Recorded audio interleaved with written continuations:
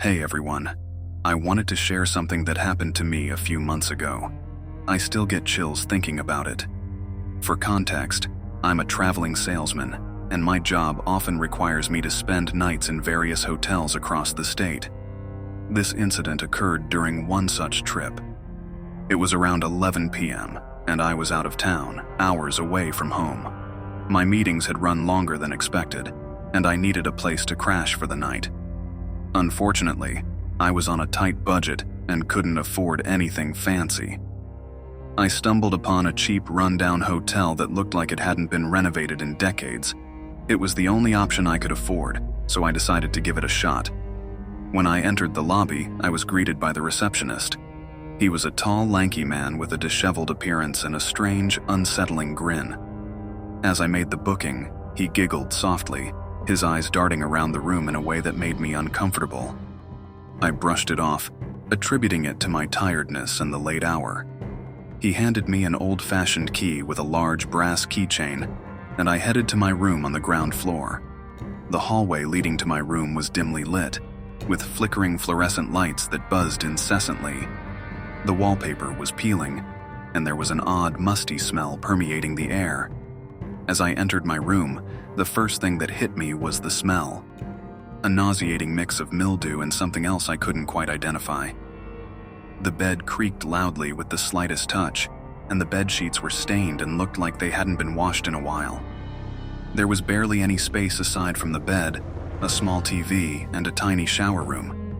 But it was late, and I figured I could endure it for one night. I decided to take a quick shower to freshen up. The water was lukewarm at best, and the pressure was abysmal, but it did the job. Afterward, I lay on the bed, flipping through channels on the ancient TV. That's when I first heard it. Faint murmurs and whispers coming from outside my room.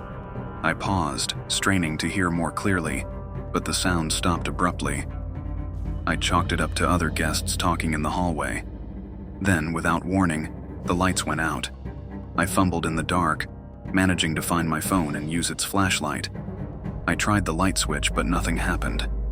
Frustrated, I decided to head to the reception to complain, but when I tried to open the door, it wouldn't budge. The door was locked from the outside. Panic started to set in. I banged on the door, shouting for help, but there was no response. It was late, and the exhaustion from the day's work weighed heavily on me, so I eventually gave up and went to bed, hoping things would be better in the morning. When I woke up, the first thing I noticed was that my belongings were missing. My suitcase, my laptop, everything. I checked the door again, and it was still locked. My phone had no signal, and the hotel phone line was dead. I felt a knot of fear tightening in my stomach. I spent hours trying to get out, shouting for help, but it seemed like no one could hear me. That's when I noticed something strange. There were tiny holes in the walls and ceiling, almost imperceptible unless you were looking for them. Upon closer inspection, I realized they were hidden cameras. The sickening realization hit me that I was being watched. I was trapped for another entire day, and the situation only worsened.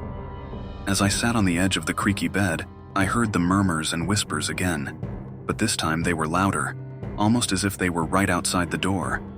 My heart pounded as I strained to make out the words, but they were too muffled. Out of desperation, I started inspecting the room more closely, trying to find any possible way out, or at least a clue about what was happening. Behind the old dusty curtains, I found a small vent. I thought maybe I could use it to communicate with the outside world. I shouted into it, hoping someone might hear me, but all I got in response was the echo of my own voice. Around midday, I heard the doorknob rattle. My heart leapt with hope, thinking maybe someone had come to check on me. But when the door didn't open, I realized it was the receptionist. He must have been watching me through the cameras and toying with me. I yelled at him, begging to be let out, but there was no response. The only sound was that eerie, faint giggle I remembered from the check-in. As evening approached, the power flickered back on for a brief moment. The TV blared to life, displaying static. Suddenly, the static was replaced by grainy footage of other hotel rooms, all empty, but clearly live feeds from other hidden cameras.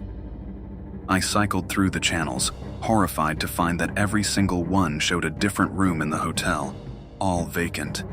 That's when I realized I might not be the only one he had done this to. Desperation turned into fear, and fear into anger. I decided that no matter what, I had to get out of there. I spent the night planning my escape, knowing I needed to be smart and quick. The darkness seemed to close in around me as the hours dragged by, the whispers growing louder, more insistent. Sleep was out of the question. I knew the receptionist was watching my every move.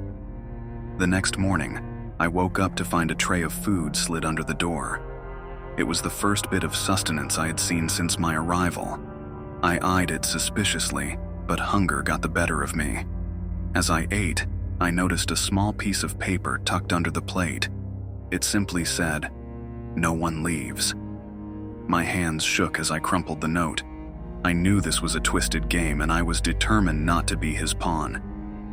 I grabbed the heavy TV remote and smashed the window. Thankfully, being on the ground floor meant the jump wasn't too risky. I squeezed through the broken window and ran as fast as I could to the nearest building, which happened to be a diner.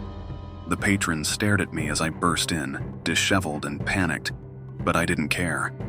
I called the police and explained everything. They arrived quickly and went to the hotel. The receptionist tried to flee but was caught and arrested. The police found my belongings in a back room, along with footage from the hidden cameras. It turned out the guy had been running some sort of sick voyeuristic scheme, trapping guests and filming them without their knowledge. It's been months, but the memory of those 3 days trapped in that hellish hotel still haunts me. I can't help but wonder how many others fell victim to that creepy receptionist before he was caught. I'm much more careful about where I stay now, even if it costs a bit more. Safety is priceless,